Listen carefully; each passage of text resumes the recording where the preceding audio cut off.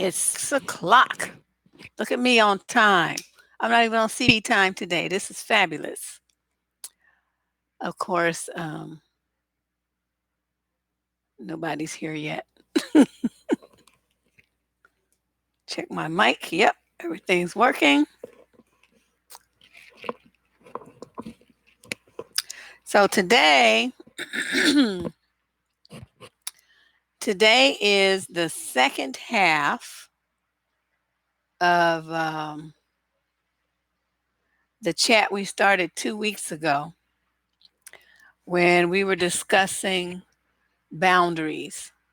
And what was really interesting is I found out that there were some women who this lady posted on the comment section, and she says, "Oh, I never really heard about boundaries until I came to your channel." I thought, "Oh my God, this is really sad." Hey, everybody. You know what? For once, I beat you here. Hey, yay, me. I'm like on time. I'm cutting out, really?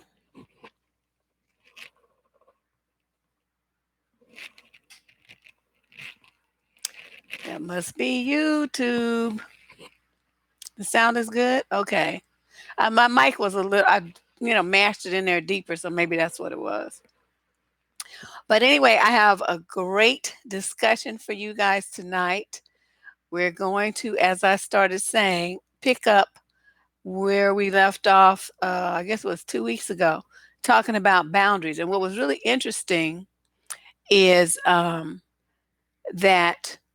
I heard a young lady posted on the wall that she was in her 30s, and the first time she had heard anybody discuss boundaries was when she listened to that show.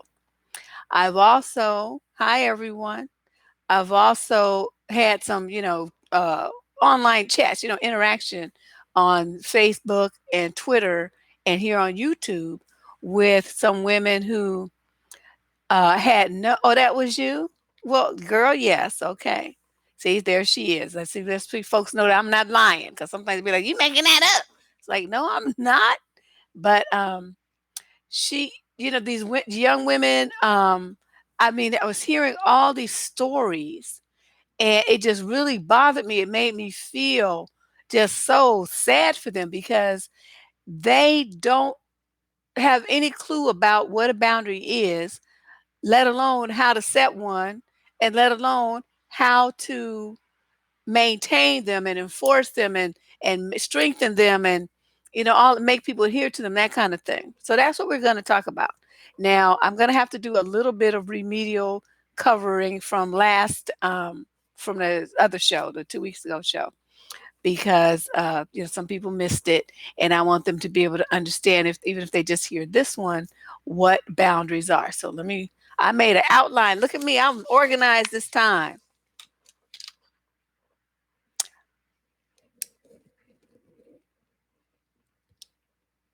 And you were 35. Wow.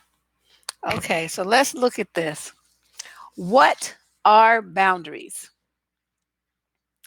And how do I establish them and how do I maintain them? That's what we're talking about right now. And I'm thinking, if you don't have boundaries, you can't, love is going to be a struggle.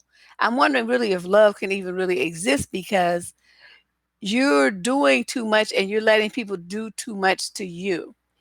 And even with your kids, you need boundaries. I've seen a lot of moms that don't have any boundaries. The kids follow them to the bathroom. Mom trying to, take a bath or something. Here come everybody into the bathroom with her. She can't get a moment's peace. She can't have any time to herself. So when you look at boundaries, boundaries can be defined as guidelines and rules and fences you put up and limits that you create to make how people interact with you safe for you and respectful, and it just makes you have what you call them, repercussions for people that violate your boundaries. Okay, this is very important. Yeah, that's where I talked about that the other day too, Zara, about parents and how they will mess up their kids. And basically, you should think about rules. I mean, you should think about boundaries as the rules and the principles that you set up to say what you will and will not do, what you will and will not allow. Okay, so that's to sum it up, that's what a boundary is. Now, why do so many women have problems establishing boundaries? Well, I think a lot of times the boundaries, lack of boundaries rather, is a reflection of low self esteem because you feel like you don't have the right to have boundaries, that you need to earn love, you need to make people like you, you need to be a people pleaser as you sacrifice yourself. Thank you, Atlanta Angel. That would be nice. Huh. So, if you have women who think like that, who think that they need to be, submissive and pleasing and acquiesce to what other people want and make other people happy, even as they sacrifice their own happiness, give to other people, even as they suffer a loss themselves and have to do without stuff. Okay, then that's when you know that you have little to no boundaries. So this is a little list I put together. How do women with little or no boundaries behave? And if you recognize yourself here, see, I'm not trying to like point anyone out or tell anybody about themselves or anything. This is an education for you, okay? I'm trying to give you tools so that when you go out into the world, even in the workplace, even dealing with your knucklehead kids, you have some things in place that's like you're not going to talk to me like this, you're not going to treat me like this. You're not going to try to ask me this. No, but it's too much stuff back there. There's a whole bookcase with books and stuff and some plants, and it's just too distracting. So I put this up so that you don't be paying attention and can't try to look at the titles of my books and all. And just you're gonna pay attention to me. Okay. So this is what women do. They have little to no boundaries. Now, do you recognize yourself in here? Hey, I'm telling you. It ain't dirty, but it's like hella shit in here. I'm a bookworm. I like books. I just have just books about everything. So anyway, let's go down this list. If you have difficulty saying no to people, that's the number one. You just cannot say no, especially if it's a man. You really struggle with that. Oh my God. You're timid and you're unsure of when or how to make a decision. Okay. You're afraid of offending other people, so you always go along to get along. You don't voice a controverting opinion even. If you people want to go to some kind of restaurant and the food there is nasty, instead of saying, "Oh, the food's nasty, I'm not trying to go there and spend my money," you go anyway. No boundaries or faded glory. Oh wow. Hmm. Interesting. If you're afraid of offending others, so you always go along to get along. Okay, I talked about that. You overlook your needs to please others. All right. That's interesting. I can tell you a story about that. And this was so long ago. Okay, imagine me in high school. Me in high school, I went to the prom. Okay, so there's this restaurant on the marina in Berkeley that used to be there called Horatio Hornblowers. It's Skates now, but it was Horatio Hornblowers. So that's where we went. And that's, I was still young and I still ate meat in those days. So I had ordered a steak and I said I wanted it medium well. Okay. This thing came back and it was like blood on the plate. Okay. I was grossed the hell out. So I'm called the waitress over. Now, I'm with this date, right? And here I am. I'm like 16 years old, 17 something. And the guy I was with was like, "Well, why are you calling the waiter over?" And I'm like, "Because this is not what I ordered. I don't want to look at no bleeding meat on my plate. This is disgusting." And he's like, "Oh, don't make a fuss." Just, he was paying for it, of course, but still, I didn't care because I was going to be my meal, and it was going to be the only thing I ate until we, maybe went to breakfast the next day or something, the next morning. So I was like, see, my boundary is if I don't eat bloody meat, then I'm not going to eat any bloody meat. Whether you want me to eat it or not, this is my boundary. I don't eat bloody meat. See what I'm saying? And so I went, I still called the waiter and I said, this is not what I ordered. I said medium well. I don't want to look at no bleeding meat on my plate. So he's like, oh my goodness. And so he saw the, red juices everywhere. And so he took it back. The guy I was with on the date was livid. He's like, because I think in his mind, he wanted me to do what he wanted me to do instead of what I wanted to do. And I knew I wasn't eating no bloody meat. And that's just how it was. I'm like, you want to give me something else and you eat the bloody meat, that's fine. But if this is what you paying for it, I'm expected to eat it, then it's going to be the way that I fucking want to eat it and not you. And, so of course that was like our only date. We went to the prom and then I was like, fuck you. And that was that. Because I hate people telling me what to do. I am. So that's an example when a lot of women were in that situation would acquiesce to what he wanted because he's paying for it or because they're just trying to quote be nice and they don't want to stir up any harsh feelings of between the couples because it was three couples, so six of us. And I could give less than a damn because it's like if you're not gonna eat this shit, then you don't have nothing to say about what I put in my stomach or what I got put in my mouth. So you need to be, doing all of this right here. So that's just an example of how it's interesting how some women don't stand up for themselves and give in. So here's another one. You feel bothered by someone who is demanding, but you don't speak up.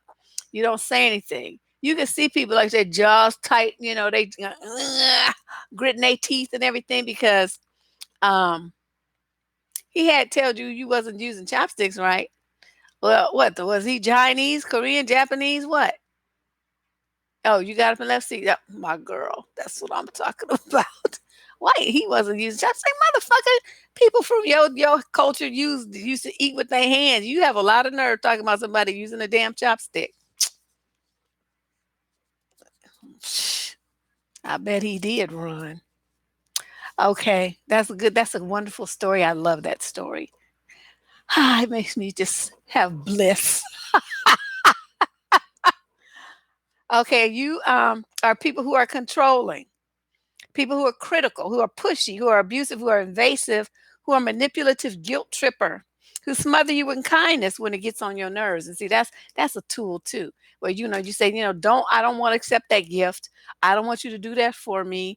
I don't want you to, care that much. Whatever it is, you put, a boundary up where you want them to step back and, give you some space. And they don't want to do it. They put it under the guise of being helpful, but really that's some old codependent shit, and we're going to talk about that in a minute too. I hope I can fit all this in an hour. I might be running a little longer. Hope you all can handle that. Because you know how I get when I get on the roll. So basically, when you is faced with any of these kind of situations here, it's up to you to advocate for yourself. You got to find your voice. And I keep telling you guys that you got to, you have to find the courage in your somewhere to tell people, no, stop. No, I'm not going to do that. I don't want that. I don't want you to do that. I don't want you, all these kind of things. I don't like that behavior. I don't like that, whatever. And you have the right to say that. You have to believe that you have the right to say it. And so many young women do not believe that. And as some people pointed out, a lot of that is based on their relationship with their parents. The parents didn't allow them to have any boundaries. So here they are now in their 20s and 30s, making a break from their parents finally. And they realize that this is something that they've never experienced. They've never been taught. They've never been allowed to do this thing. So they have no skills at it. But that's why you're here. See, that's why I'm here. Okay, so let's talk about the types of boundaries. What's up, Erica? Sparkling Tiffany. I love that screen name. And Lux is Lux got me cracking up. Okay, let's talk about these types of boundaries. Let's talk about these are areas where you should consider having some boundaries. All right. You guys get a piece of paper and a pencil too. I forgot. Have something to write with because you're gonna do some homework in a minute, a little further down. But just make sure you have it at the ready. So when I start talking, you don't have to go run around looking for it. I forgot to tell you that. Okay. So piece of paper doesn't have to be super big, but like a regular 8.5 by 11 piece of paper and a pencil or a pen. You should have that at the ready. So let's talk about these boundary areas where you should consider having boundaries if you do not already. Material goods, your material boundaries, things, about your property. Okay. These might be things like your money, your credit. Because a lot of women get these men, they're like, they don't have no credit. Their credit's all fucked up. And they say, oh, I need you to help me get a car. I need you to help me start a business. Can you, buy me this on your credit card? Can you just, okay, so they're using your financial means, okay, and you're not comfortable with that. You have every right to say, no, we're not going to do that. Unless you give me the cash first, then I'll charge it because then when the bill comes, I'll just pay it. But as far as you thinking I'm going to carry the interest and carry this for you, that shit ain't happening. Then you have every right to say that. That's how I do people. I mean, if they don't have, they don't have the credit and, whatever, then give me the money and I'll charge it for you. Um, Physical boundaries.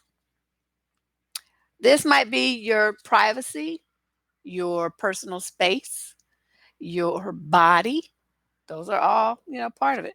How do you feel about people violating what you consider something that's yours? I just had this 10 minutes, well, I don't know, about 30 minutes ago, right? I come home and one of my neighbors has this friend, and this friend, I swear, I just want to cuss this motherfucker out. Actually, I did cuss at him a little bit today, but I'm grumpy, right? I get home, I'm grumpy, and I've been grumpy for the last few days. Everybody know I said I was in a bad mood. One of the videos I made this week, and so I come in and to swing into my parking space that I paid for, right?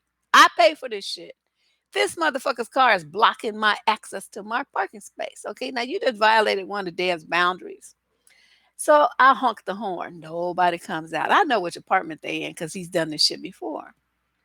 So I lay on the horn. I lay on that horn. I made so much goddamn noise. So he finally comes bringing his narrow ass out the house. And he's like, I said, move your goddamn car. Don't you be parking your fucking car blocking my space. I get sick of your shit. You eyes and okay. I just like went off for a little. And the guy whose house he was visiting was telling him, man, park in my spot. Why are you blocking her garage, her spot like that? So the guy's like, and I said, you need to move this shit. I'm going to get in my house. I got shit to do. I got to, I need to get ready for this. Right. And this, so he tells me, oh, well, I'm coming now. I said, motherfucker, like, let me explain something to you.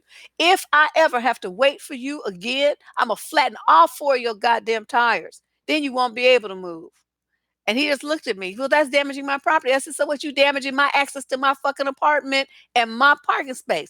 I mean, we out like in the parking lot, arguing like this. But he was, being defensive and I was cussing his fucking ass out. And that's like one of my things. Like when I come home, the shit that I paid for, it should be accessible to me. Okay. Your ass don't even live here. What the fuck you doing even in the parking area? Park on the goddamn street. So, anyway, that this just happened. So yeah, I'm just like, I don't like that shit. And this man, I'm telling you, he gets on my nerves so much, and he's African. And so he got this attitude, like how dare you talk to me like that? I was like, motherfucker, you juju bead fucker.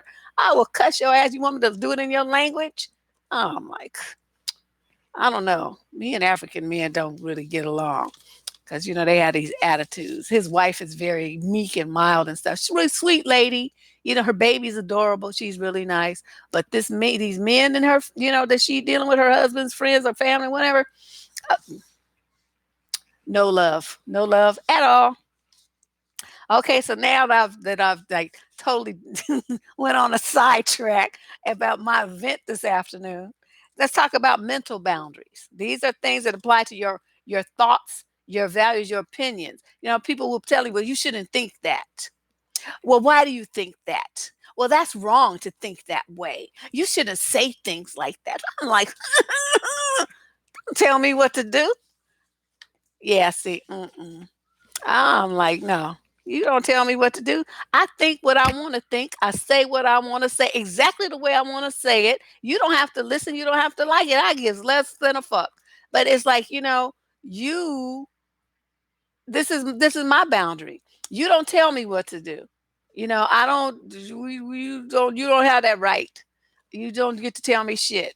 And, I'll be like, nah, la, la, la, la, la, la. I don't want to hear it. Okay. Then the other boundaries. Oh, well, it's like, well, some people, when you have a difference of opinion like that,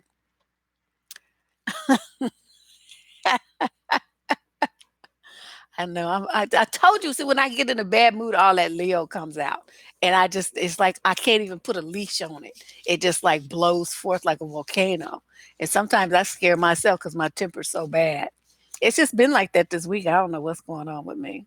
Oh yes, I do. One of my friends died, so compare all that. I just put me in a bad mood. You know. So then, like people like, okay, so you have a difference of opinion, right? Here comes some nog or some broad that you can't stand anyway. Yeah, I wish I could go out there. It's on the East Coast, but I can't quite swing that right now. Got too much going on here.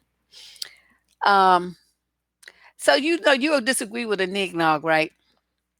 What do they do? They want to get argumentative.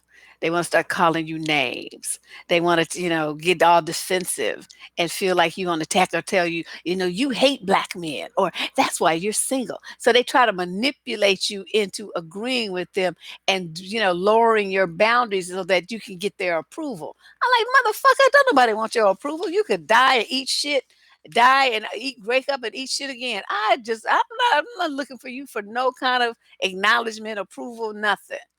As if you are that kind of woman, then you're going to be very easy for them to manipulate because you, you're always trying to please other people. You need to please your damn self. Stop tripping on these fools. I mean, even if it's your relatives, you know what I mean? I told you all, I done cussed out one of my aunties and one of my uncles for coming at me sideways. It's like, oh, wait, what year is this? You must have me confused when I was like 9 or 10 and didn't speak up. But yeah, I'm an adult now. And then I just continued to, proceeded to read them the riot act.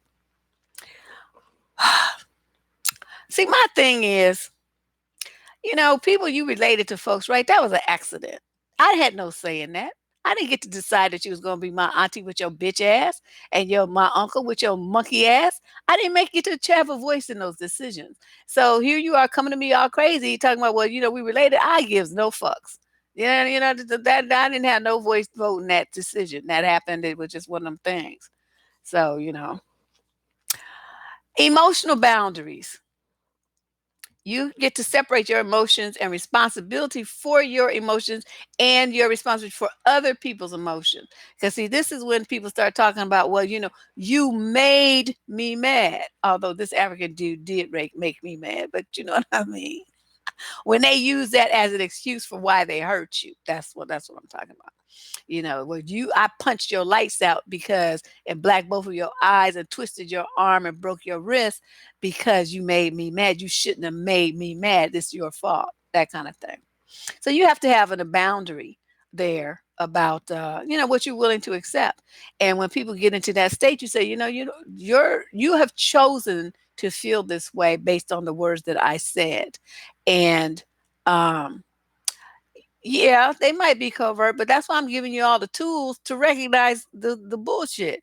Okay, I'm telling you the game. So even though they might try that, you now have the tools to think about this, and this is to analyze what they're doing. And the number one thing you need to do if you get confused, you can regulate your emotions. You can very much regulate your emotions because your mind decides what you're going to do with your feelings. Now, you can feel something like, but nobody has to know. That's why people who play poker really well, you are masters of masking what they feel and think. And that's how they win. So I'm a great poker player. You don't have to let other people see there.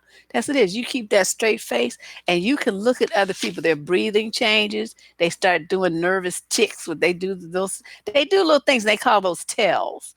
And it will tell you if they're bluffing. It will tell you if would think they have a good hand. So then you have a decision to make. Is your hand better than theirs? And you watching them. Their breathing changes and their eyes dilate. All kind of stuff. That's why a lot of poker players wear dark glasses. Never noticed that? So it's You have to have control of your mind. Your mind controls your emotions. Your mind controls your body as well, your movements and everything else. Your mind has got to be strong. And I've tried to be telling you, I'm trying to give you all these tools and stuff. I know it's a lot, but that's what's good about these videos. You can go back and listen to them time and time and time again. Can you train your mind by having new mental habits? Absolutely. Because if you just, okay, like a lot of people are controlled by fear. This is another sidetrack. Y'all bear with me. The number one way that people are controlled on this planet is fear. The number one.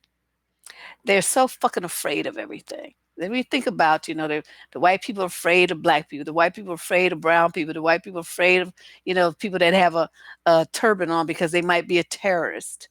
You know, black men afraid you're not gonna respect them and submit to them. So they want to beat you and kill you. They're afraid when you leave them that they're going to be by themselves and experience abandonment. People have a lot of fear, and women are afraid of being lonely. They're afraid of being single. They're afraid of being by themselves. They're afraid that the guy's, not going to approve of them in some way, shape, or form. They're afraid that he's going to get upset, so they walk on eggshells. Look, just think about it. Think about all the ways that people are afraid. Do not let fear control you. Once you master fear, you have mastered the world, because nothing, I mean, okay, so it's something that might be kind of scary happening. Let me roll up my sleeves and jump in the fray, because one of the scariest things on this planet is me. And I tell people, there ain't shit scarier than Deb. How do you deal with fear of rape? You weaponize yourself. You get you um, a stun gun. If you need to, you take some self defense classes. You weaponize your house. I told you how I have weapons all over my house, duct taped around and under things. I'm gonna always be able to get to something to fight back and kill somebody. Yeah, weaponized jewelry. I posted something on my Facebook the other day where a girl went in, she was making deliveries of something. Yeah, get it. And she had on what they call it, hijab or whatever. How do you say that word? She had that on, and this old ass white man grabbed her by this thing, and he's trying to, like, assault her. Girlfriend had her keys, and she fucked him up. Dude has all kind of in the picture. I wish I could show pictures on this thing here. He has puncture marks all over his face, like look like little craters, where she fucked him up with them keys. And he got arrested for assault and stuff, and they found him in his room naked. So, he had all kind of bad intentions with this girl, but you know, she fought him back. So what you have to do, see, that's your fear. What are you going to do to overcome it?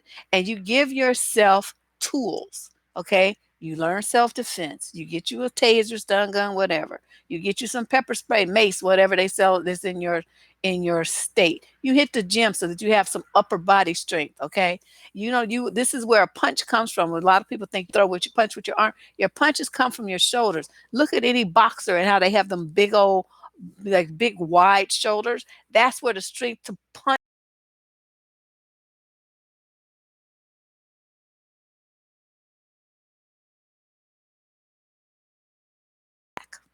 So, hit the gym, do push-ups, do pull-ups, that kind of stuff.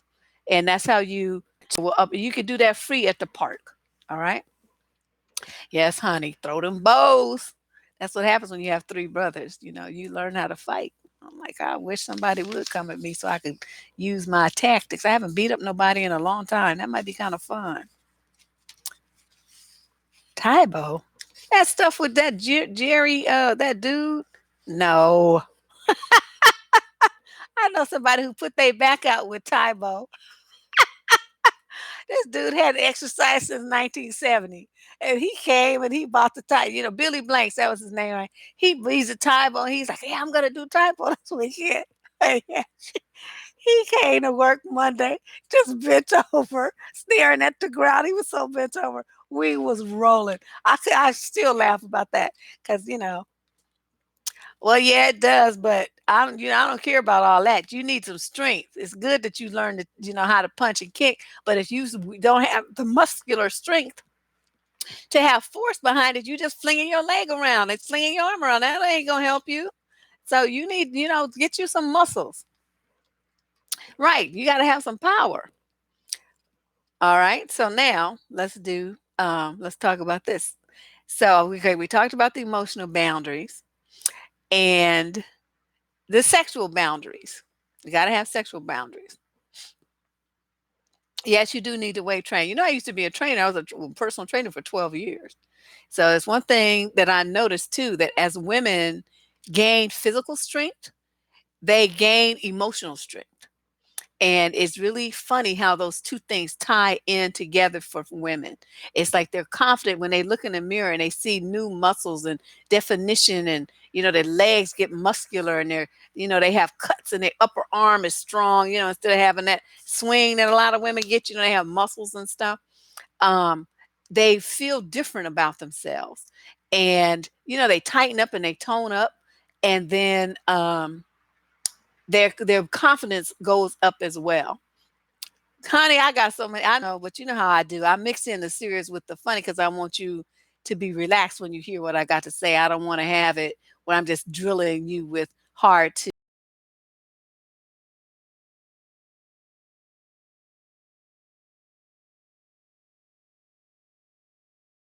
Story I heard today, child, because on one of my friends' walls on Facebook, I was like, "What is this lady? This lady," and she's watching this. I invited her to, and she posted on his wall. Is it okay to say no to your partner or husband if he wants to do a certain sex act that you do not enjoy at all? In fact, it is painful every time he does it. Okay, now let me stop and interject something here. It's painful. It was painful the first time. We ain't doing that shit again. See, that's my boundary. Yeah, she didn't say it, but I think that see we me and Atlanta Angel, we on that same page. So wait, it gets more. There's more. I mean, he asked me this morning and said that he wanted to do this thing, and I told him that I will have to think about it. And in parentheses, she wrote, I was scared to say no right away. Why are you scared to say no to your husband about something that hurts your body, and it hurts it every time you do it? Why are you letting him hurt you? And yeah, I'm like, mm-mm. I'm like, I don't understand why this is an issue for her. But there's more. Okay. Uh-oh. I didn't mean to do that. I accidentally deleted somebody's message. Oops. Show. Okay, there we go. Um, I don't have to think about it. Okay. He got angry with me, and I tried telling him that I was not trying to be funny or trying to be spiteful, and that I do realize that he enjoys this act, but every time he does it, it hurts me. So I have come to fear it. Now he is even more angry at me because now I have made him the dog in the story, and I don't want to enjoy sex. That's what she wrote. I, I just, this has to be a boundary. I did a whole video on this whole anal thing, and the damage that it does to women's bodies. But if she's experiencing pain, that is a sign that your body is not handling this at all. Okay, you should not be in pain. Anything that you're doing that's supposed to bring you pleasure, it's not supposed to hurt. It might be the norm, but see, that's because there's too many men that been in prison, and they've been having all that fun in there with other dudes, and then they come out and want to do that stuff to women. And I'm like, oh, no, no, no, no. If that's what you like, then you need to go either A, back to jail, or B, go down there and get you a boyfriend. I don't know um, what the deal is there. But this letter saddened me, that she thought she had to ask, is it okay? So she's looking for permission to have a boundary and to tell him, hell no, motherfucker, you ain't sticking shit up my ass. I don't give a fuck how much you like it. It hurts me, so we ain't doing it. You want to do it with somebody else, go have at it. I don't give a fuck. But you ain't destroying my body or causing me pain ever again. See, but she doesn't feel like that she has the right to say that because it's her husband, and she feels like, you know how a lot of these people teach when you get married that your husband, I mean, that your body is no longer yours, that your husband owns your body or some shit. I don't know what these people be talking about, but I'm like, shh, look here. I'm the one that came out of my mama, not you. So the only one who owns this body is me. And if you lucky, I might let you touch it. But other than that, you definitely don't get to hurt it. And then number six, spiritual boundaries. This relates to your beliefs and experiences in connection with the higher power that you believe in, or your right to not believe in any of that stuff at all. You get, you anywhere on that spectrum is okay because that's your choice. And nobody has a right to tell you that you can't believe in your choice. They might argue with you a little bit about it or express a differing of opinion, but you don't have to feel like you need to do change anything about yourself because of their opinion or what they think. You see, that's what I'm getting at. That's why, this is a big world out here. I mean, just look at some people drive BMWs and some people ride a motorcycle. Some people will have a bicycle and some people, drive a minivan. I mean, there's going to be a wide spectrum of beliefs and choices and things that people like and don't like. You don't have to do anything because of what somebody else likes. You like what you like and be strong enough to voice that opinion. Okay, so why do women struggle with setting boundaries? No. Well, I don't know. I mean, it depends on what your time zone is. It's 6 Pacific. I mean, it's probably 7 somewhere in the country. So why do people struggle with boundaries? I started thinking about the behaviors. Low self-esteem is definitely one of them. And cluster B. Oh, you don't have to tell them your boundaries. It's not like you have to pull out a list. I say, okay, my boundaries, these are my boundaries. And we shall not do. You just like if they try to do something, you just say no as the time comes up. No. No, we're not doing that. Oh, is the Celtics on tonight? Oh well, I'll probably lose a lot of people, but this is for women anyway, so I don't know. Um, the reason why a lot of people have issues with the boundaries is because they're codependent. Just think about all the stuff that we've heard about parents and the situations that these women have been growing up in, as children. Their parents are drunks. Their parents are abusive. Their parents are neglectful. Their parents are dismissive. Their parents are, absent, emotionally unavailable. I mean, all kinds of stuff, right? And you absorb that, and then as you grow up you're seeking to fill that void, so you get overly attached to people, you're overly needy, or you adopt the patterns in relationships that you had with your parents where you're always trying to earn their love and be pleasing and be nice to do for them and take care of them and worry about them and stuff instead of worrying about yourself. So that's very often the case. And they get addicted to relationships too. Oof. Why are self-care products so popular with millennials? Because they crazy. And some crazy folks. We have a lot of them out here in San Francisco that come to work at like Google and all them stuff. And these little motherfuckers, I can't stand them. Little entitled little shits. There's always something with them. Okay. Now we talk about the codependency, right? How does that happen? I know I'm a trip, but I still me. Um, a lot of codependents, they're in families where they suffer from fear, they suffer from pain and anger and shame, and their feelings and their needs are ignored. Okay. So these are some of the problems that someone may have in their family, which ultimately causes them to be codependent when they're an adult. And addiction. A parent is addicted to something like drugs, alcohol, relationships, work, food, sex, or gambling. And, and I forgot porn. Um, And you think about like these mothers, they were talking about how the mothers throw the kids aside for, the next new dick that's coming along, the next man. She always on this major hunt for a dude. She feels she got to have a dude. Okay, well, that's somebody who's demonstrating codependent behavior for her daughter using men. It's number two, the existence of physical, emotional, or sexual abuse. And we talk about that, the vast number of girls and little boys these days too that are sexually abused by adult males. Some females, but mostly males. And there's some study done that says, there's like 3 out of 4 girls have been assaulted or some kind of way violated sexually by the time they hit 18. I think it's more like 6 or 7 out of 4 because of the fact that many young ladies have been violated multiple times by multiple perpetrators. Right? So then those numbers increase. You don't count one incident, one perpetrator. You count each one separately. So for me, just from the research that I've done, uh, I would say it's more like, 6 to 7 out of 4 to account for those multiple violators.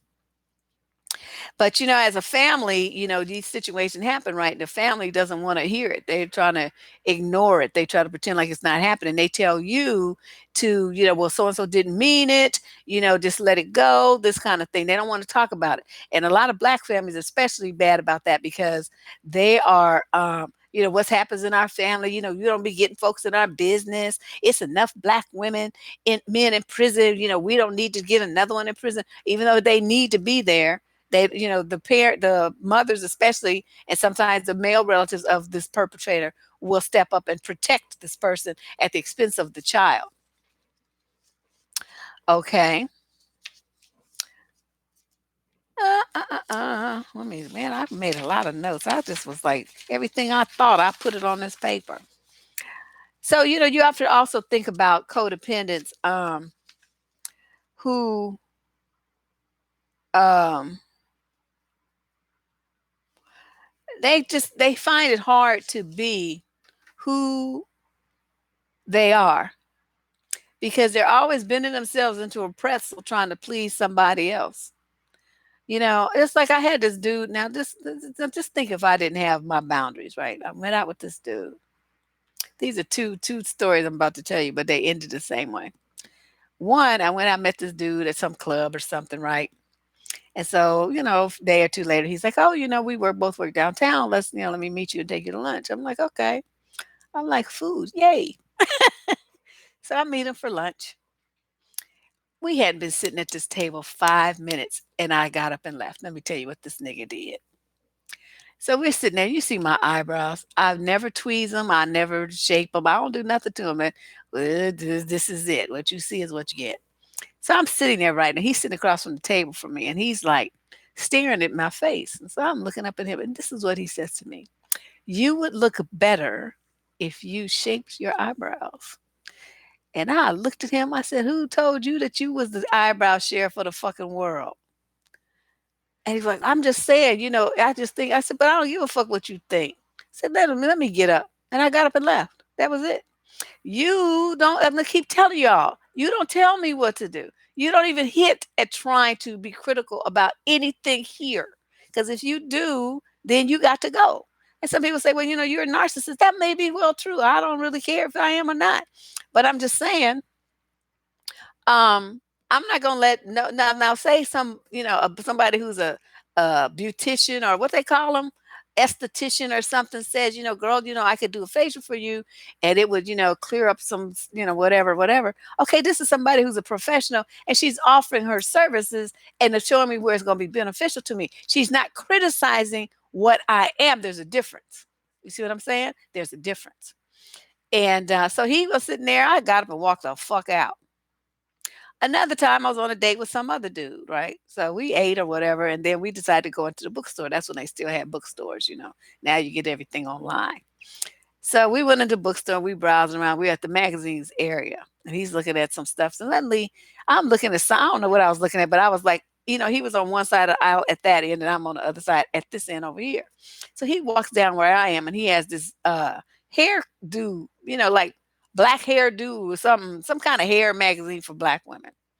And he flips it open. He shows me this picture. Oh, you should cut your hair like this.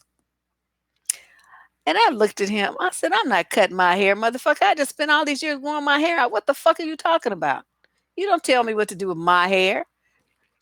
I'm like, what? I think you would look good. So see, basically, um, what you do when you have a situation like this is dudes want to see how much power you're going to give them. And unfortunately, too many women give them too much power. You're like, oh, really? You think so? Well, I could make a appointment at my hairdresser, this and that, and blah, blah, blah, and stuff. No, I'm like, fuck you. You don't get to decide what to do with my hair. This is my hair. It's one out of my head, not you. And, they try to do it in a way to tell you, the implication is that you're ugly with your hair the way that it is, or that, there's some kind of criticism there. And I'm like, this nigga walked off and left his ass in the bookstore too. I'm just, yeah, they be trying to run shit. Exactly. I'm like, you got me confused with somebody who gives a fuck about your opinion. Cause that ain't happening. Not here.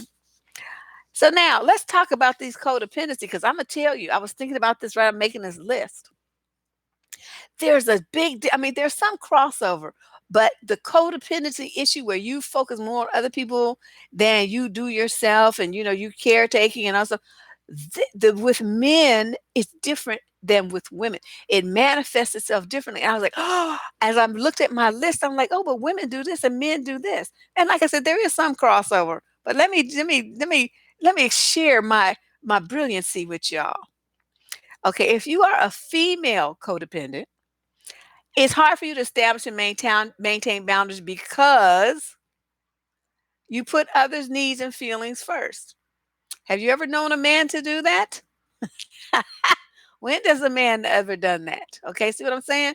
That's not how men manifest their codependency.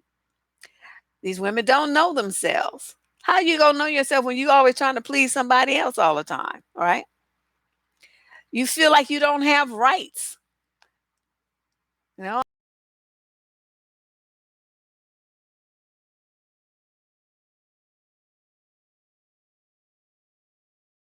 big, it's too small. My nose is too big, it's too small. I'm too light, I'm too dark. People have all these kind of reasons why they, put themselves in the category of I'm not being good enough. But so they feel like they don't have rights to be like other people and say things and stand up for themselves. Women have a tendency to confuse love and pity with the tendency to love people that they can pity and rescue. Like, you all want a project. Like you go and you feel like, well, you got this man, he's not working. Well, it's okay because I make enough money for both of us and blah blah blah blah. No, no, no, no. He's not pulling his weight. You don't do that. An exaggerated sense of responsibility for the actions of others. These are women who sit and get online and start talking about, oh, we as women, it's our responsibility to uplift our kings. It's us, it's our job. And we have to help the black man. We have to, you just want to take them and shove them in the face and just tell them, shut up. Stop talking because you're stupid. Okay. They're afraid of anger. Women are afraid of anger and will do everything to avoid a confrontation, especially with some nignog. They want to just give in and please and submit and agree and not voice their opinion and do all the stuff because they want to keep this man around. Okay. But see, when do you know men to do that? Well, I guess some little punk ass men do that. They're afraid. But most men, especially if it's involving a woman, they're not gonna, they don't worry about being mad or avoiding confrontation. That's a female trait. And unhealthy dependence on relationships. The codependent will do anything to hold on to a relationship to avoid the feeling of abandonment. Now, this one is on my list for men too, because you got to think about a lot of this violence that men perpetuate. Ooh, that was a tongue twister.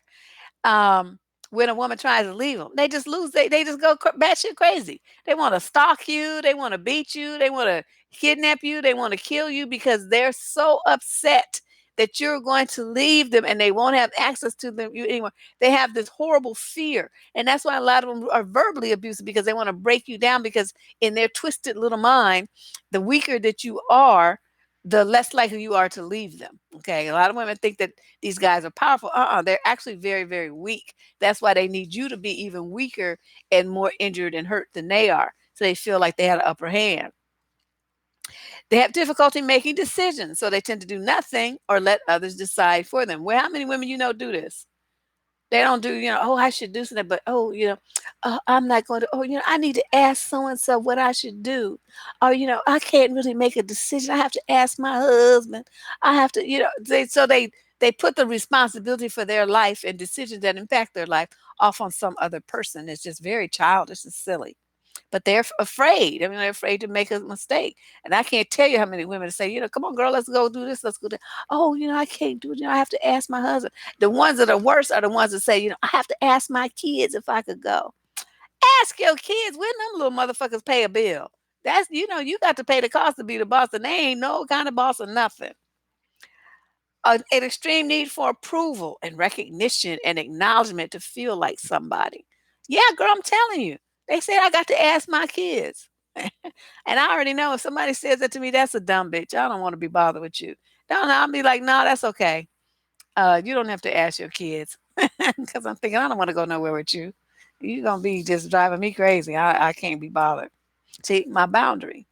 I don't want to be bothered with you. Can't make a decision about nothing unless you ask children, minors, babies. No. What's up? What's up? Welcome, everybody. And women who, excuse me, women who believe that setting boundaries jeopardizes their relationship. Just like the lady I just read you about, her boundary with this, she's afraid to say no to her husband. She, that's right here. She's afraid if she tells him no, that it's going to jeopardize the relationship. And then, as we talked about at the top of the show, they'd never really learned to have healthy boundaries because of the household that they grew up in, which was very dysfunctional in some respect. Okay, so those are the ones for women. Now, let's talk about how men demonstrate their codependency. A tendency to become hurt when people don't acknowledge their efforts the way they want them to. Okay, how many times do you see that? You, you, you black women, you should be building us up and telling us that we're good, and and you're always talking about this. No, it's not all black men. It's not all.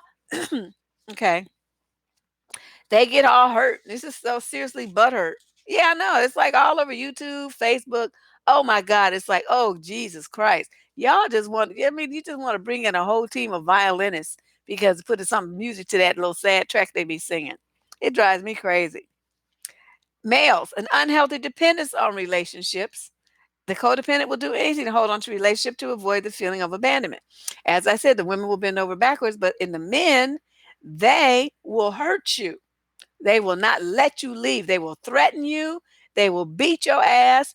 They will, stalk you, and they may even kill you because you're not going to leave me. That's how they are. An extreme need for approval and recognition and acknowledgement to feel like somebody. Okay, I told you how the men do. Is there? Who's a troll? Oh, somebody named Carlos.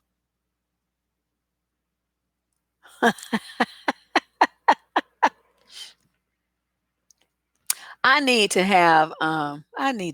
somebody to be my moderator if I'm gonna keep doing this, because it's too hard for me to catch. I missed it. I missed what he said. But that person, could like bust him out, kick him out. So men, they have this, they want to, yeah. Okay, we will do that, Tiff, on the next one. It's next Wednesday. I'm doing them on Wednesday nights. Oh, I can add them right now? I don't know how. Yeah, I do. I need some help because it's getting kind of out of control. But we'll worry about that. I'll contact you, Tiff. Um, Yeah, they want approval. They want recognition. They want you to tell them how good they are. Now, notice how them posts where black women or them videos where black women are, attacking other black women for getting on getting on men's cases. Oh, here they come with thousands of likes. Oh my God, they just keep bigging up in this woman, and she understands us. She makes us feel good. This and that. And okay, I'll do that. Um, Yeah, they need all that acknowledgement, and I just talked to him about it. I'm like, "Dude, you looking for acknowledgement and recognition and rounds of applause online. Get that shit from the bitch you fucking. Don't nobody wanna be, big up in you. We don't know you from a hole in the ground. And why is your self-esteem so dependent on what strangers say anyway? You're weak. You're weak." Oh my God, they just are disgusting. A sense of guilt when asserting themselves. Some guys have that. A compelling need to control others, right? Don't they are that's like their number one thing they want to do, control women, control us, what we do, whether we have rights to, get abortions, whether we have rights to birth control, where we go, what we wear, what we do sexually, all kinds of they want to control our every move. And the number one way they will do it is to hold that carrot out, talking about marriage. So that, you have to be wife material. That's all about controlling. Fear of being oh, wait, lack of trust in self and or others, right? That's the way they tell you, I don't trust women. I can't trust women because my last ex cheated on me. Oh, they all had that sad song. So what do you all do? You try to fix it. You try to, another codependent will jump on that and be like, I'm going to show him that I'm not like that, and I'm better than her and this and that. Whereas I'd be like, well, she cheated on you. She must have had a reason. And that's the end of my involvement in that discussion. Fear of being abandoned or alone. Well, I talked about that. Difficulty identifying your true feelings. These dudes will only express anger. That's it. That's the only emotion that they show. Anything else they feel like it's gonna make them feel like a punk, weak, something like that. Chronic anger, problems with intimacy and boundaries, like the dude that we talked about earlier, and how he's doing his wife. Lying, dishonesty, poor communications, difficulty making decisions, so they do nothing or let others make the decisions for them. A lot of guys will do that.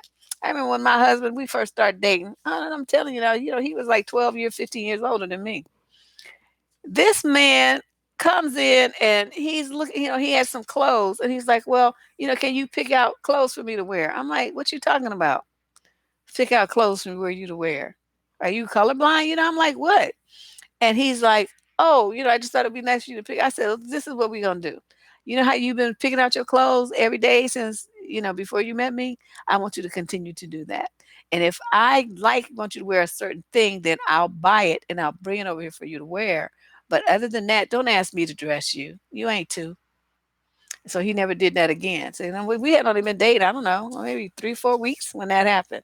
I'm like, boy, you getting me in that trick bag. So okay, so let me skip all this. This is more about codependency. I probably should do that as a separate show because I don't want to get in too much into it right now. Uh, let's talk about setting boundaries. Learning how to set boundaries. This is way in the back of my notes. Um, if you never got the opportunity to express yourself and have boundaries with people, and you're now an adult, you have to understand that abuse is is a way that violates boundaries, and it violates you in a way where it damages your sense of self, so that you feel like you don't really have the right to have boundaries. You don't know how to have them, and people just like take liberties with your body, even whether you want them or not. What kind of psychological damage does that do to a child? You know what I mean? How does getting this child ever feel good about setting boundaries and adhering to them when their options and their choice and their power were ripped away from them? Yeah, I remember, and you got to figure too, a boundary like people teasing you, the bullying that people kids experience, and forced touches by adults. Even something like you. Um, Hold on, let's see. Oh, okay. I see how to do this now.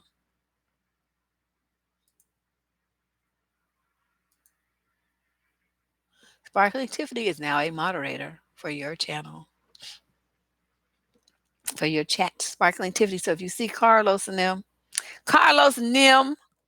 um, just do whatever. Yeah. Thank you, Tiff. And so you guys be cracking me up. It's like a party up in here. Okay, so if you're a kid and your boundaries get violated, it it really impacts your ability to define yourself as an adult. You just don't have the confidence to do that. So let's talk about what rights you have, because you have rights. You have the right to set your own goals, make your own path, your dreams. You have that right. You don't have to please other people that think that, well, you should do this and you should do that. You get to decide on what's important to you, your priorities. You get to make that decision. You get to change yourself. You could dye or cut your hair, lose weight, gain weight, dress differently, whatever. Please don't be one of those women. Oh, I'm before I change my hairstyle, dye my hair, cut my hair. Just I need to ask my husband.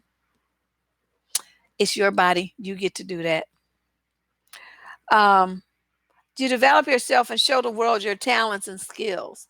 People try to put you down. They tell you that you're dumb, that you'll never amount to anything, that you'll never be any good. Um, those are the kind of people that uh, you want to, you want to not listen to them. And I'm trying to find the words, but that's what it is. So this is what you're going to do. This is one thing. This is one of your homework things. Here's one of the questions.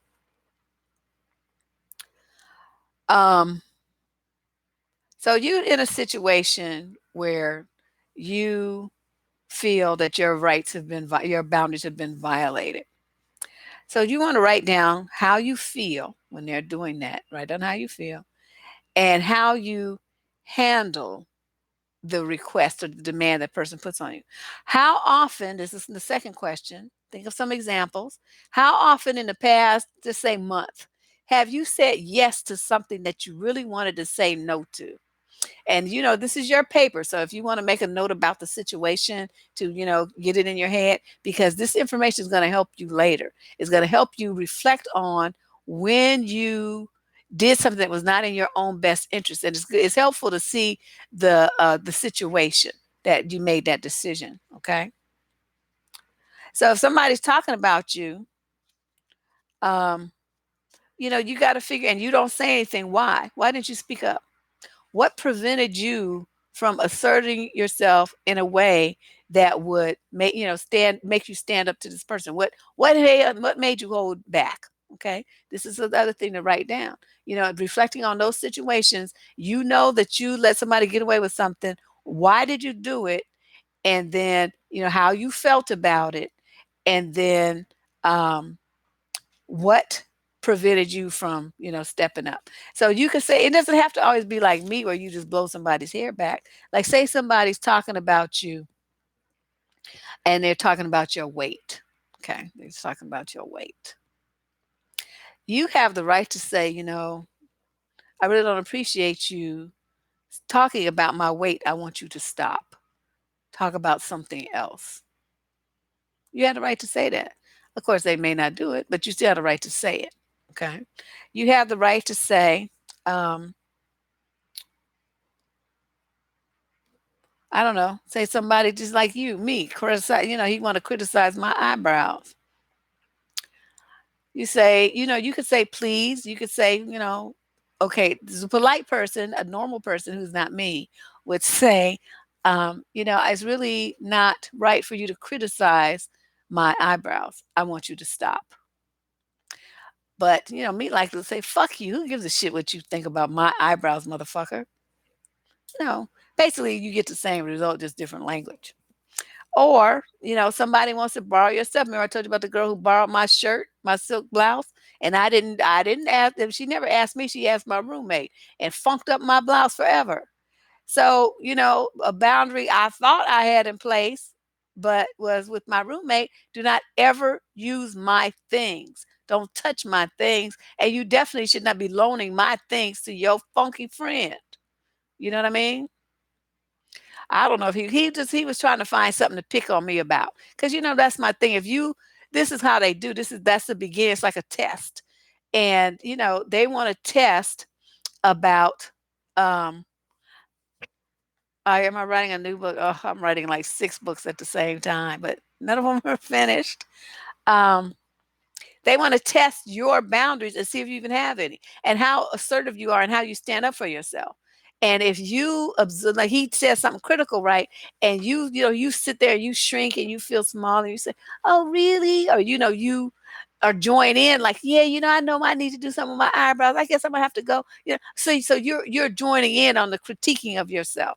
That's what they're looking for, because they want to see how much of an in you're gonna give them. From the first fucking date, he started with that stuff. I shut that shit down and walked away. So he knew I wasn't the one, but it was too late. He had already fucked everything up. But that's how they get you. See, and once they get you on that path of criticizing yourself and you accepting it, and you're listening to their critique of you and you're absorbing it and trying to do something about it, then the sky is the limit. After that, they're gonna start talking about your legs, your body, your job, your friends, your parents, your kids, your dog. I mean, the way you furnish your house. I mean, it's your cooking. I mean, it's like a never-ending onslaught of criticism designed to break you down. That's what they're trying to do. Break you down. Okay, you also have the right to set limits and boundaries, to have personal space, to establish your values yourself. You don't have to have the same values as your man or your family. They lay the foundation for you, but as an adult, you decide what your value system is going to be. You have the right to promote your own needs over other people's. So if they want to do something, and they want something from you, and it's going to hurt you in the long run to do that thing, then you tell them no. And you have the right to do that. It's like you guys have to give yourself permission to have these rights and believe that you have them. And this is something that I see so often, this confusion when it comes time to say, to put up that wall and say, well, this is the line here, and you ain't going to cross this line, because if you cross this line over here, see, now you have fucked up and we got a problem. And there must always be repercussions. So, like with me, they crossed the boundary. These dudes crossed the boundary, and of criticizing me. What happens? I walk the fuck off, and you don't get to do that ever again. That you got one shot, and then now it's over. So, but a lot of women are afraid that well, I want him to like me. What if he goes away and I don't know? I want to have a boyfriend. I want this. You could get all that, but you don't need to get this boyfriend, because this man is a fool and he's out to hurt you. And you have the right not to be responsible for other people's feelings. So, you sit up and you always trying to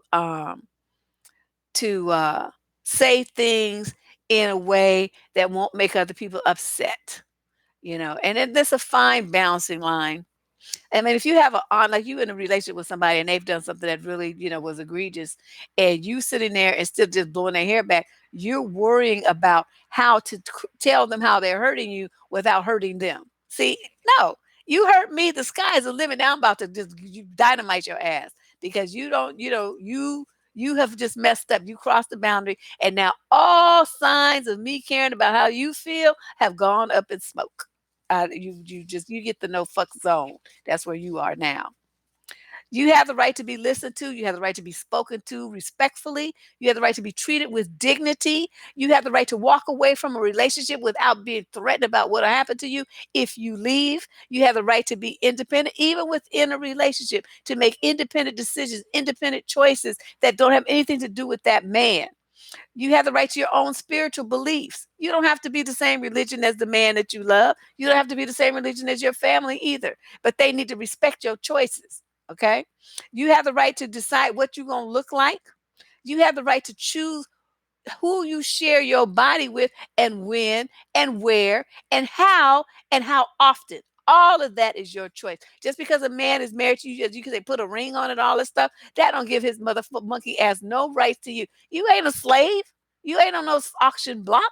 Your body is yours. Okay. He does not own you just because you decided to love him and he decided that he was going to talk about loving you. But they try these games. So it makes me feel doubtful. We don't really understand what love is. You have the right to say no and not feel guilty about it, ladies. You don't have to feel guilty for saying no. You like, some people, like, say, a lot of you go to church, right? And here they come. Oh, we need some people to cook something for the Sunday fellowship dinner, lunch, whatever the word is. I don't even know what a fellowship is, but it's a term I hear. So they want you to cook, right? Now your budget is tight. You don't really have no money to be feeding nobody except for yourself and your kids. You don't have no money to be putting in no church donations, but you need that for your lights, a gas on your car, or a bus pass, and you can go for an interview to try to get another job. Your money is tight, okay? And these people ask you to do that. Now, a lot of people be like, well, if I spend this money, I'm going to get these blessings. The fuck you are. Your blessings is your kids and you going to have some food on the table. And the blessings is that you and your kids going to have some heat in your house. That's your blessings right there. Don't you worry about no church. Because all them people giving that pastor's money, his ass driving around in a Benzo or a Rolls Royce or something, and your ass is on the bus. You got a bus pass. What are you doing? No. Yeah, that now they don't even pay for the food. That's how everybody contributes. That's your blessings to the Lord. Don't you understand? That's your contribution. Psh, the niggas wait for me to cook and bring some shit to a church. They'll starve. Okay, let us talk about, where's my questions? I'm trying to see. Oh, here we go. Okay, now let's talk about setting personal boundaries. Here's where you're gonna write down this is your homework too. Okay, you did the other questions. Now we got 3 new ones. We're going to become self-aware. All right. The first step is figuring out, what it is you're thinking, what you're feeling, what motivates you, what hurts you, where your weaknesses are. You a deaconess? Oh, I said it's the Church of Miss Deb. That's right. Because in here, this is like the shit talkingest church ever. But I think I probably do more good for women than they get up in there here and swallowing that trap. That's over there. I watched some of Eddie, what's his face, is the child molesters church, and service that he was doing. And I mean, that dude was such a pedophile. Even during the service, he was calling for kids. He's supposed to be talking about, the Bible stuff. He's thinking about kids, and he's getting his swerve on. I'll tell you, because it's a video, it's on YouTube somewhere. I saw it. And he's like, where my shorties at? Where my little shorties at? He's calling for the kids. He want to see some little young boy booty while he's up on the pulpit. I saw that. I was like, people did not understand what they was hearing. I guess, but who does that? Who talks about shorties on the pulpit? Who, like, you supposed to be delivering a sermon to adults and you worried about some kids? I'm like, this dude is just too much. So, okay, let's get back to the homework. Okay, you got your pen and paper ready? You got it? Okay, here we go. You saw it. See, when people be like, you lying. I'm like, no, I'm telling you. I watched that video about 20 times just to make sure that I heard what I heard and saw him walking around distracted. He was distracted because he was thinking about boy butt. That's what he was doing and walking around. Where my little shorties at? Okay, so this is your number one. This is putting the 1 point, and you're going to write these words. People may not blank. Okay. People may not blank. And you don't have to do this now, but I want you, by the time we talk again, you need to have at least 8 responses to that blank, to fill in that blank. You need to have 8 things. Oh yeah, I'm trying to be polite, but you know what I mean. Ugh. Uh, I don't know. That's a good question. She's asking me, do I, because you call me pastor or high priestess? I kind of like pastorina. What's that woman's name? The one that had the $1 million wedding. Juanita Bynum. What is she? What's her title?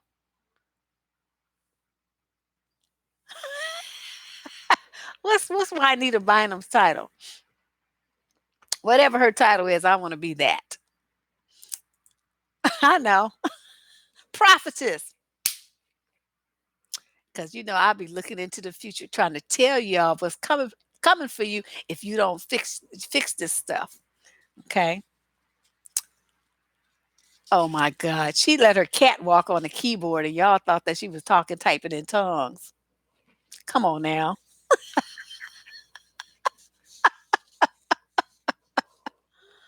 Ah, too funny. Okay, so people may not. What are some of the things that you might put? Yeah, she threw her kitty up there. Taiwan kitty typing some random letters and stuff, and y'all like, oh, she's typing in tongues, not knowing that that's cat foot. All right. How about criticize me? That's my rule. You don't get to criticize me. You don't know me. You don't know shit about me. And you coming at you just because you disagree, that doesn't give you the right to criticize. We can disagree theoretically in our views about things like adults do. We can have an intelligent debate, but you're not going to attack me as a person. That's not allowed. Okay, you don't get to use me as a punching bag. You mad about something else and you want to take it on me? No, you don't get to do that. You don't get to do that. You don't get to mess with my stuff. It's mine. Okay, you don't get to do that. Yeah, you don't get to control me. Good. So you guys write those things down. Whatever disrespect me, that's an excellent one. So you guys write that down. Yeah, it's a catfoot language. Okay. Another thing I don't let people do is touch my hair. You don't get to touch me. Don't touch nowhere on me. This is me. And unless I give you an invitation to touch me, you don't have that right. This white woman, she was reaching out for my hair, right? I did this like this. And she's like, oh, I just wanted to try. I said, no, first of all, lady, when my dog, you just trying to pet me? You don't touch me. I don't know where your hands have been. I don't want your nasty, crusty fingers in my head. And she's like, well, you don't have to be so rude. I'm like, it's rude for you to think that you could just walk up and down the street and touch random black women's hair. What the fuck? So she kind of ran away from me because you know, yeah, I'm telling you, I had to do one of them OJ moves, like he did in the Hertz commercial. It's just jumping over shit and ducking and stuff. It was putting her crusty hand reaching out like some big monster paw towards my head. I was like, oh my God. Okay, question number 2. I have a right to ask for blank. Now, this is, consider any relationship. It doesn't have to be just a romantic partnership. It could be a relationship with your children, a relationship with your siblings, relationship. Yeah, she that big ass monster paws. I'm telling you, it just look gigantic and all gnarly and stuff. Ugh. The people be digging in their nose and scratching up in their butt and stuff and then want to touch my hair. You better get away from me. So, you have a right to ask for what? Time to yourself. Excellent. Lovely, lucky lefty. That was an excellent one. To ask for a long time. Yes. Privacy. How about privacy? Yep. To be left alone. They kind of go hand in hand. You have the right to make your kids get off their fucking asses and do some chores in the house. What happened to that? Parents don't make their kids do nothing these days. They come in and play video games and sit on the couch, mess up the house, eat up all the food, and don't want to help out, do nothing. You ask them to do something, they get an attitude. I'm like, let me go and stop shopping and say you gonna do something around this house and tell you won't eat. So the amount of food that's in the refrigerator is directly tied to how many chores that you do in this house. So you don't do no chores, that means there's no food. I got money, so I could eat somewhere else. You be the one scrounging for some food to eat out of garbage can at your friend's house. I don't really care where you find food, but I won't be buying it until you get off your ass and do something. You live here too. I'm not gonna be the only one doing work here. So yeah, no, you touching me. I don't like that. Don't touch me. I don't like men touch. They want to touch rub your back and touch your arm, and just I don't touch me. I just have this thing. I don't like people putting their hands on me. Um, so fill that blank in too. Remember, at least 8 things. At least 8. Okay, don't be just doing 2 or 3. I want you to really think about this and fill in these blanks. I want you to get into your head and I want you to really affirm yourself that you have these rights. You have these rights. Okay, and number 3, this is the third thing on your paper. Oh, honey, yes. Oh, wait, lice. I saw this video. You know how people do the little quick, what they call them? Yeah, well, they used to call them vines. I don't know what they call them now. But somebody was on a train or something, and this guy was sitting in front of him, and he pulled out his phone and was filming up in the dude's head, and it was all kind of stuff moving in that man's head. He had like a little hat on, but the hair that was out with stuff was moving. I was so grossed out. Wait, I saw it. I saw the video. I started to itch though because I was like, ew. That's like, I don't know. It was online. I saw it on somebody's Facebook page. And I was just grossed out. Okay, and the third thing on your paper, this is the third blank for you to fill in. Number 3, I have the right to protect my time and energy. It's okay for me to blank. Okay. You can. I've set my phone to have quiet time, for instance. A lot of my friends were like, I tried calling you and, why don't you ever answer your phone? I'm like, I answer my phone when I want to answer my phone. Once I decided that want to relax and just watch I'm into Korean dramas. I really love those things. It's too funny. And I like to watch those. I want something on Netflix or something. I want to do that. Then I will set my phone to quiet time and I get no notifications and I get no calls after that time. So it's my right now set between 9:45 and 7 a.m. That's my private time and nobody can bother me. And if you leave a message, I'll call you back once my quiet time is over. But that's my time that I have set up for myself. Nobody interferes. That's my boundary. And people fussed about it at first, but that's all right. You can take your time returning calls and emails and texts. And people be like, well, I texted you and you didn't text me back. It's like, what the fuck? I mean, what you think you paying me? The only person who's paying, I can return an instant text for somebody who's paying me $60, $70 an hour. That ain't you. So you don't get an instant text. You get a text when I fucking feel like texting you back. And you can either roll with that or just don't text me no more because I really hate texting in the first place. But so everybody knows, okay, don't text her. She might text you back 2 days later. And they already know that's how I am. I will text you back when I fucking feel like it and maybe not at all. Because I hate texting. I hate it. It's like, oh my God, who thought of this? You have the right, and it's okay for you to decide that you don't want to do something. Like, you volunteered accidentally for something. You volunteered. Sounded good at the time. And now the day has arrived and you don't fucking feel like it. Well, I'll be quick to call somebody and say, I'm not coming because I want to do something else or I don't want to do anything at all.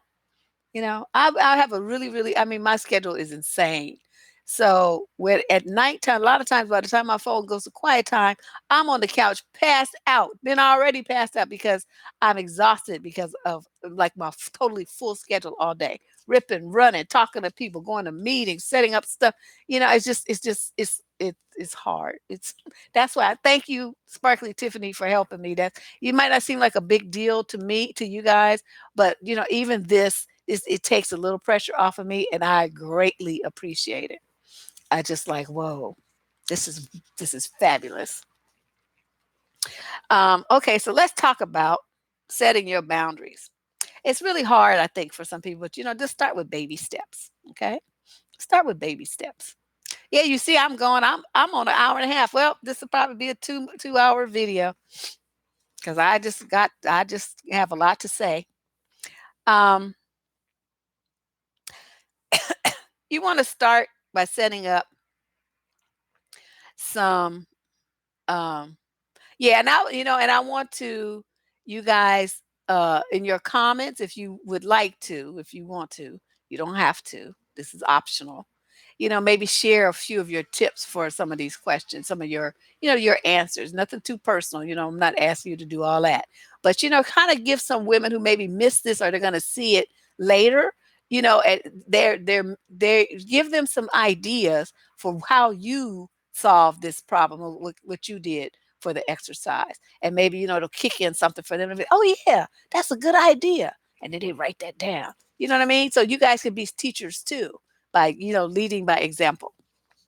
So let's talk about how to set a boundary. Like, say you have an angry somebody's mad at you, right? And I had a caller like this lady. So I do a lot of contract work. So this woman calls and she's talking about this. Do some the video is lagging. I don't know why. She calls on the phone and she's mad. She want to talk about some tenants doing something. And she started talking about, well, they probably this and they probably that. And I was listening, kind of distractedly until she said that. And I said, well, ma'am, you have no proof that they said or did any of those things that you just accused them of. And then she got quiet because she could see I wasn't going to bite. I'm not going to bite. And I said it just in that tone, like, lady, please. And so then she starts ranting and raving, talking about, the company that I'm working for. Well, you people this and you people that. And I said, ma'am, let me explain something to you. I'm here to help you. Now, you're yelling, you're saying negative things about the people, the staff here, the management, and you're putting me in a very awkward position. And she's like, what do you mean? And I'm talking just like I'm talking now, because I'm thinking, bitch, don't light me up. Don't make me light you up. Yeah, you people. So you don't know. Does she mean you black people? Does she mean you black women? Does she mean me particularly? I don't know how to take that, but I decided not to take it personally. I was just going, just give her one chance before I had to light her ass up.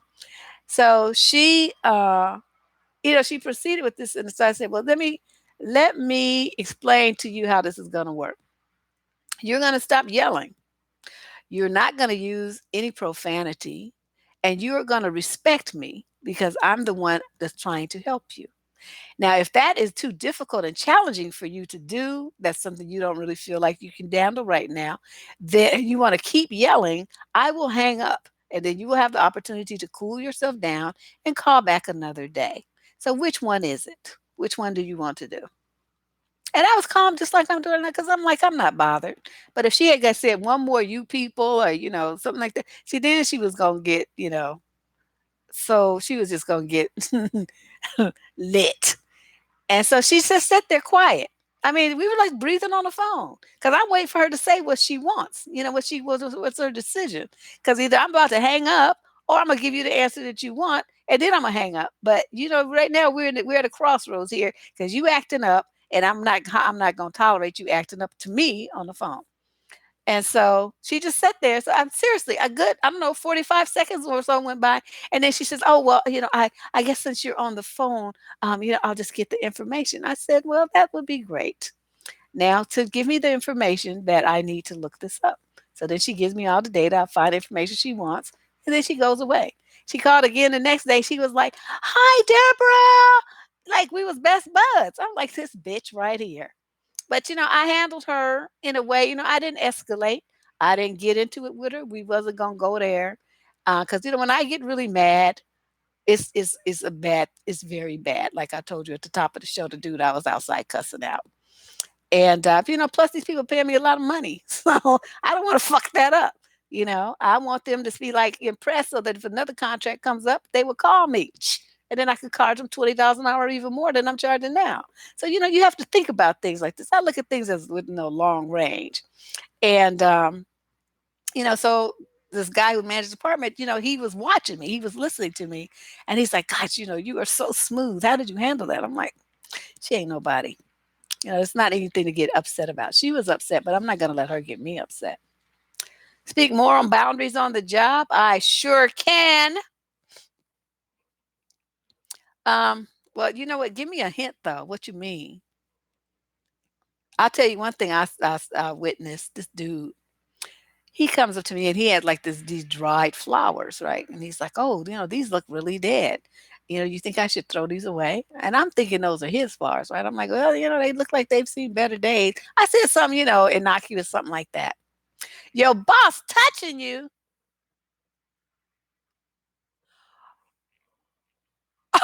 Okay. Male boss, not sure of his ethnic background. Oh, okay. Well, I got, okay. Let me finish this. I forgot what I was going to say now because that just totally distracted me. Okay. And you just turned 20. Wow. Well, this is what you can do. I walked out. Okay, that's a good way to handle it. That is a complaint, but you gotta realize, usually people stop first stop is human resources. Not every human resources department is really designed to act. Oh, I was talking about dry flowers. Okay, yes, thank you. See? I saw what she wrote and everything. All my thoughts went out of my mind. Okay, so he comes with this, over to where I was with these dry flowers, right? I'm like, yeah, they see better days, whatever. So he goes and throws them away. Come to find out a couple of days later, he went into some girl's cubicle, took her dry flowers off of her desk, and threw her flowers away. Turns out that those flowers were from her dad's funeral, and she had them there as like a keepsake. Oh man, shit hit the fan. I mean, he didn't get fired or anything, you know what I mean? But he definitely got written up for that. And she was just so upset. She didn't talk. I don't know. She might not still be talking to dude, but I, was there another week or two, and she didn't talk to him all that time. And I was like, wow, who does that? Okay, boundary violation. Told her you gonna take your narrow ass into somebody else's space, touch her shit, and not only touch it, but throw it away. Who, white boy? What makes you think you had a right to do that? To, she was black and female, and he was a white male, and he did that. I was like, once I found out, I went to her and I apologized. I said, I didn't realize that that was yours. He showed me some dead flowers. I didn't realize that they came from your desk. And he probably did, but I told her, what happened. I said, he showed up with these saying, don't, should not throw them away. And I said, well, they do look, like they've seen a better day or whatever, some kind of neutral answer. And, I didn't realize, didn't make the connection that those were from your desk. And so, she wasn't mad at me. She was angry at him, which was the right thing to do. I'm not gonna. Ooh, that's right. That's how you do it. But let's see. So this man touched you. Let me cycle back to that. This man touched you. Well, this is what you could do. You want to really get him? Call his wife. You don't have to say nothing. Say, your husband told me that he wanted me to take my blouse off. Do you think that that's appropriate? Coworkers eating your lunch in the fridge?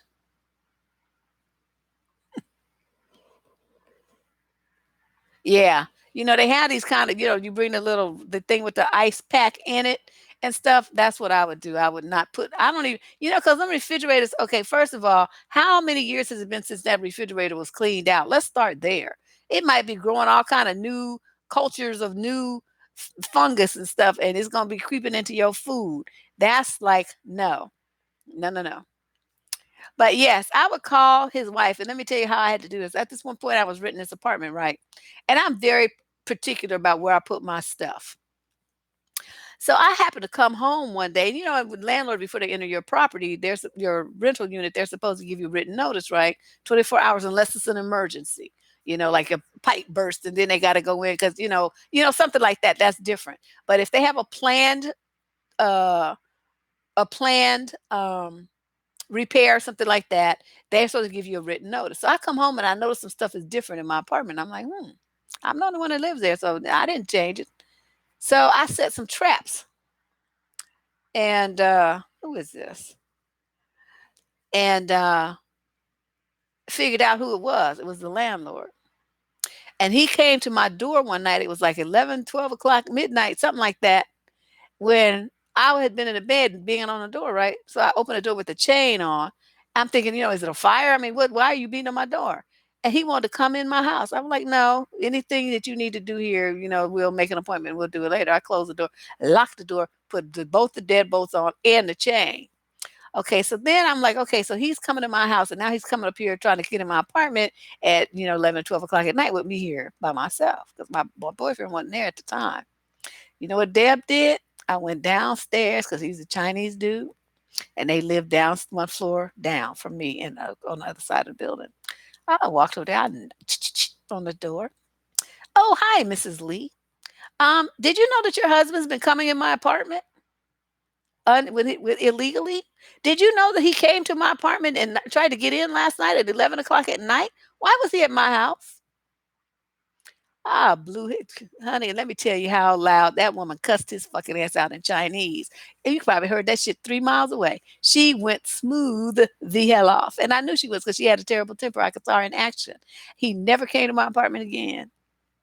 So see, you can always use wives against men. So, oh, he definitely deserved it. So yeah, I was like, "Hi, Mrs. Lee," just as sweet.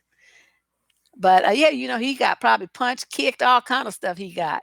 But that's what I would recommend when you have a man like that and you know that he's married, you make contact with his wife and you explain to her what he has asked you to do and ask her if that's all right with her. And if not, would she speak to her husband? Okay. That usually takes it. That usually handles it because then they like scared because their wife will, divorce them and take half. Then if that doesn't work, like say he's single, right? And you don't, then you can go online and you can print out a copy of the sexual harassment policies of the federal government or your state, whichever, is more appropriate. Some companies have them, it depends on where you work.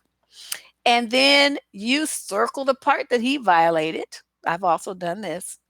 And then the next time he starts with that stuff, you give it to him and say, "What you're doing right now constitutes sexual harassment, and I want you to stop. I don't want you to ever talk to me like that again. I'm not going to be taking off my top for you or anybody else.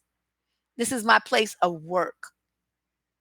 And then you just, So then once you give him that, so he's on legal notice if you want to whip out your phone and take a picture of him looking at it.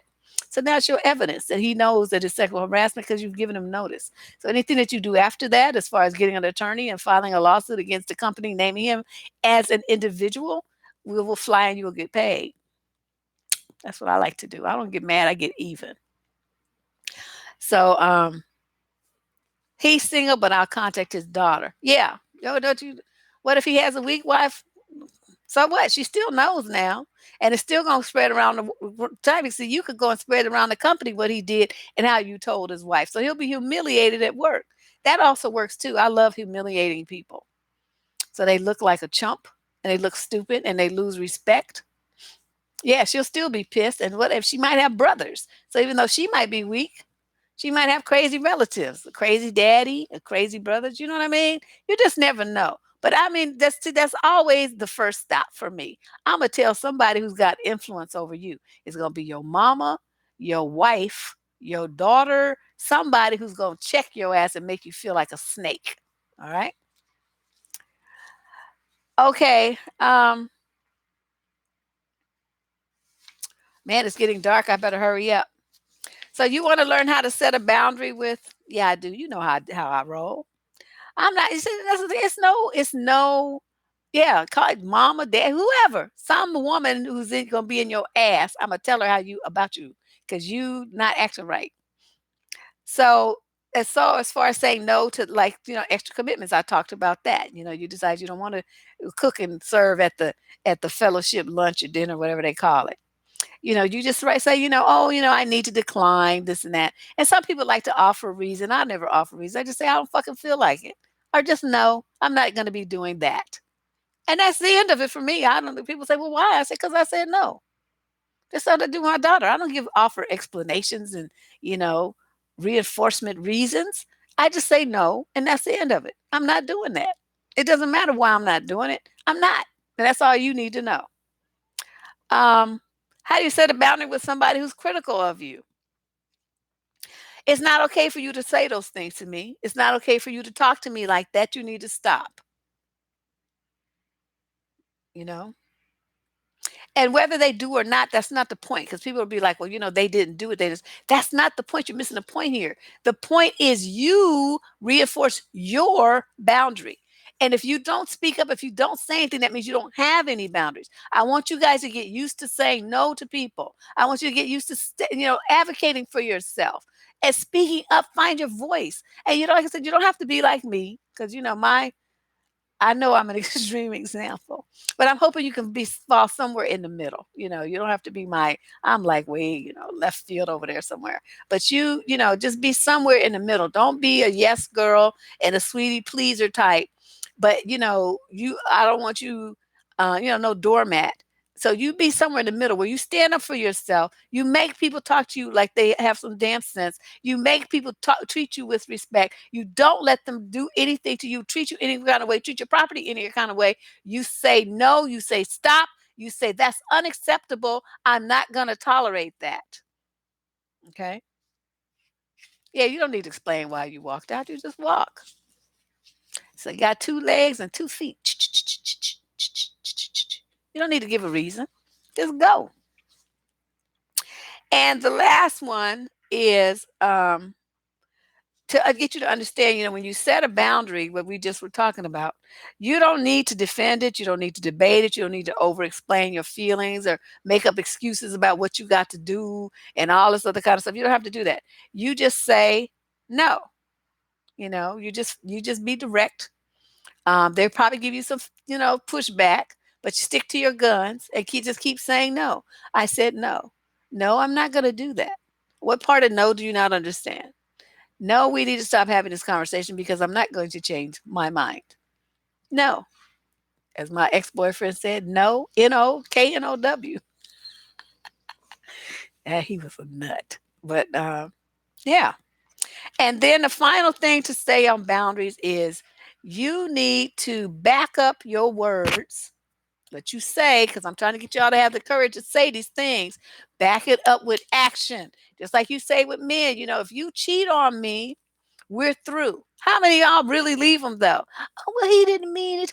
He said it'll never happen again. He hits you. He beats you, punches the shit out of you. You got a black eye. He twists your arm. He does, some grabs your wrist. You can't even type on your job or, ring up the register, whatever kind of work you do, because he's fucked up your wrist.